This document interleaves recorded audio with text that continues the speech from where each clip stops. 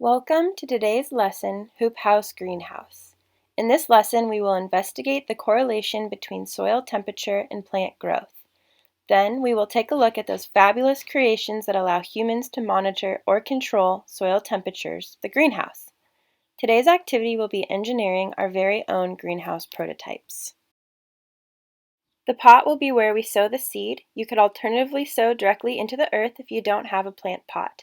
The thermometer, if you have one, will be used to measure soil temperatures. This portion of the activity is not necessary but can be fun. A cooking thermometer works as long as you don't mind getting one a little dirty.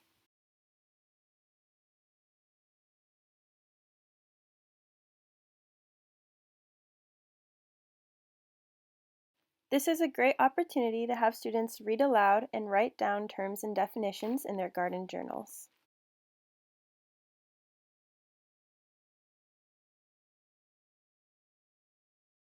This is a worksheet providing the opportunity for students to do some scientific exploration. It requires a thermometer and the space to allow students to explore and measure soil temperatures in a few different areas surrounding your home. Encourage them to take findings from areas that vary in amount of sunlight versus shade, or differ in soil types, and record in their garden journals. Here is a visual guide to see how soil temperatures affect plant growth. This chart can also be found as a resource on our website under the Series 3 heading. Now I'm going to hand it over to Natalie Perez, our garden educator at Pacheco Elementary School. Hello and welcome to the activity portion of our Hoop House Greenhouse lesson today. Thank you for joining. So the activity is going to be conducting a bit of an experiment, really. So we're going to set up the experiment today, and then over a couple weeks or so, your students or children can refer to the experiment and kind of chart its progress. So it's kind of an experiment over a little bit of time. And the tools that we're going to be needing for the experiment today are a couple of pots filled with potting soil, some seeds, seasonally appropriate seeds. I'm using spinach, peas, or beans can work well also. And then a glass mason jar, a glass jar, or a plastic cup would work also. And then some water to water our seeds in. So, yeah, the point of the experiment is to compare the greenhouse simulation that we're going to make with engineering a mini greenhouse and comparing that to a control. So the control will not be getting the greenhouse conditions, and it's a chance for kids to see the progress of each seedling depending on whether it's in its mini greenhouse or without. So to start off, we are going to sow the seeds in. So each pot, we're going to sow the seeds exactly the same kind of seed, same soil depth, same amount of seeds. So you can refer to your seed packet to see exactly how that seed likes to be sown in. I'm just going to dig a little baby hole with my index finger here and drop a couple of seeds in each hole, making sure that I'm dropping the same amount in both pots, and then covering them up with a little bit of soil there.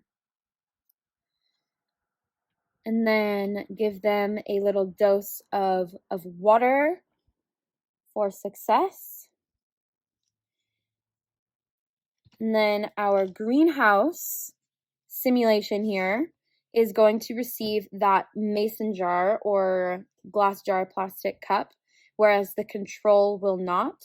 So to engineer the little greenhouse, a very advanced technique here, just going to flip that mason jar upside down and inch it down a little bit so that it's nice and secure in the pot or garden bed if you chose to do it that way.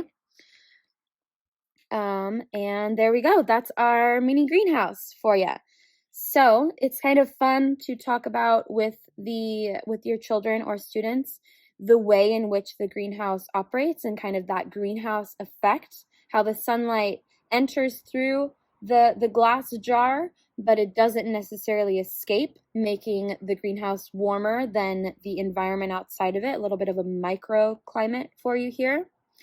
Whereas the control, obviously, the sunlight is getting into the soil, but it's also leaving just the same. So you can encourage your children to refer to the experiment frequently and chart the progress of each seedling, see which one germinates faster, if one germinates faster, and take a look at the speed of growth of each of our experiments. I have here a mini greenhouse that has been sitting for about a week.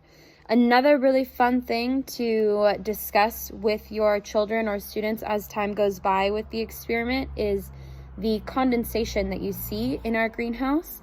So not only does our greenhouse operate to harness that sunlight energy and that warmth, it also harnesses moisture. So the soil evaporates water, and the water in this case can't be released to that outside environment. It stays in our little greenhouse here. And the same thing happens when the plant evaporates water through that process of transpiration, where it releases water through its leaves or flowers or stems even. That water stays in this microclimate. It doesn't leave, making the soil a bit more moist than it would be without the greenhouse. So another fun thing to take note of as to what greenhouses do to a plant. I hope you guys have so much fun. Thank you.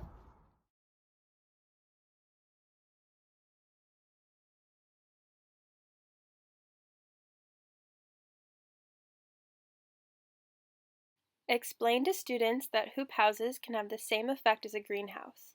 Farmers use these not only during cold months to retain heat, but also when it is extremely warm. They can cover the plants with shade cloth to protect them from a harsh sun. Work through these questions with your students to dive deeper into the concepts illustrated in this lesson. Thank you for joining us again this week. Please photograph your kids' mini greenhouses and tag us on Facebook and or Instagram. See you again on Wednesday.